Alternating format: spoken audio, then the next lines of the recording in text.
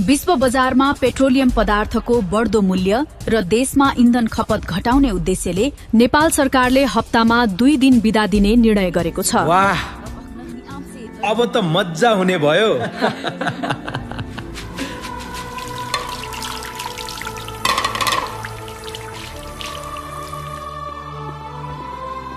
अब त 2 दिन बिदा। भोलि बिरयानी बनाऊ है राधा। मलाई प्यानकेक पनि। देशभर बिदा आयो तर आमाको काममा बिदा कहिल्यै आएन। अरूको विकेन्ड आमाको ओभरटाइम बन्छ। अब तपाईलाई पनि आराम चाहिन्छ मामु। यो मदर्स डे आमालाई राहत उपहार दिनुहोस्। प्राकृतिक पेन किलर जाइफल मिश्रित पल पल जाइफल मसाज ओइल। दुखेको शरीरमा ऊर्जा र भरोसाका स्पर्शहरू। मातृदेवो भव। आमा भगवान समान हुनुहुन्छ। सर्वे भवन्तु सुखिनः सर्वे सन्तु निरामया।